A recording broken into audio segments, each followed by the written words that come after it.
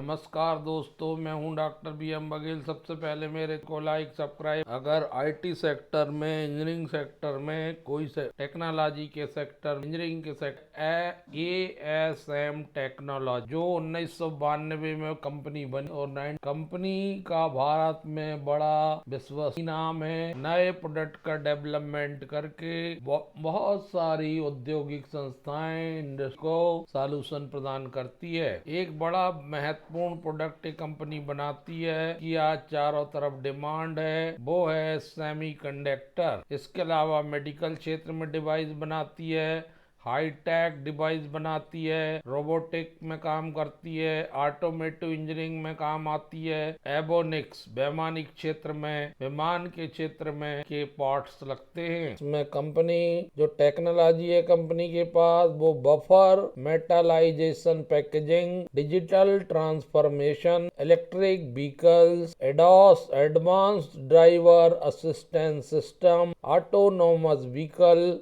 और रोबोटिक। यदि आप अच्छे स्टॉक की तलाश कर रहे हैं, ये one of the best stock है स्मॉल कैप सेक्टर में। बेहिचक स्टॉक पर आपको ध्यान देने की आवश्यकता है। एएसएम टेक्नोलॉजी 1500 रुपए चल रहा है लगभग, और बीएससी अकेले में लिस्टेड है। इसमें ट्रेडिंग वॉल्यूम भी कम रहता है, लेकिन ये विशेष शेयर है। स्टार इन्वेस्टर मुकुल अग्रवाल जी ने भी लगभग 6.5% स्टेक इस मल्टीबैगर स्टॉक में लिया हुआ है। मल्टीबैगर इसलिए बोला जा रहा है क्योंकि 5 साल में इसने 4157% रिटर्न दिया है। 2019 में 35 रुपए का था, अब चल रहा है 1518 रुपए। एक साल में 217% रिटर्न दिया है। 6 महीने में 48-49% रिटर्न दिया है। एक महीने से कंसोलिडेशन के दौर से गुजर रहा है। 1260 के आसपास कर्मचारी काम करते हैं। कंपनी की रेवेन्यू फ्रॉम ऑपरेशन जब देखते हैं 30 सितंबर 2024 Q2 कंसोलिडेटेड, तो वो है 569 करोड़, जो पिछले बार थी 526 करोड़ और पिछले साल थी 500 crore. 65 crore year two year income बढ़ी है, जबकि क्वार्टर टू क्वार्टर भी रेवेन्यू फ्रॉम ऑपरेशन में वृद्धि देखने को मिल रही है। प्रॉफिट बिफोर टैक्स की बात करते हैं। प्रॉफिट बिफोर टैक्स 4 करोड़ का है, जबकि पिछले क्वार्टर में 1 करोड़ 70 लाख का था, 1.7 लाख था, 1 करोड़ 70 लाख के आसपास था, और पिछले साल 32.79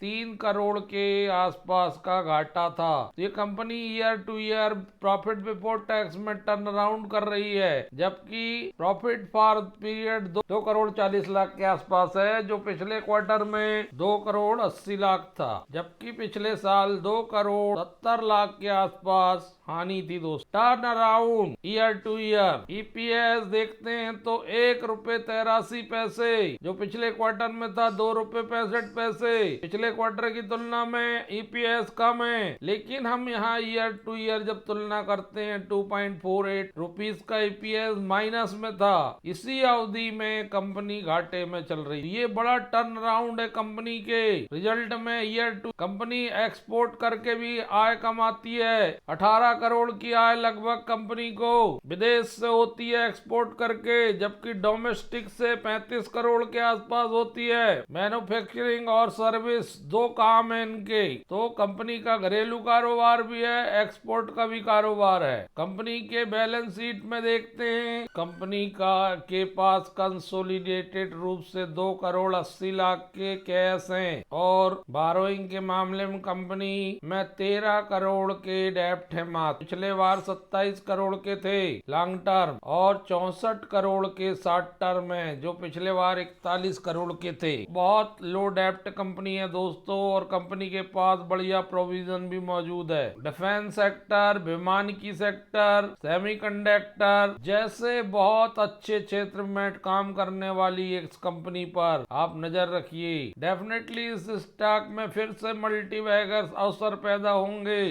क्योंकि ये अपने आप में एक विशेष प्रकार की कंपनी है। धन्यवाद।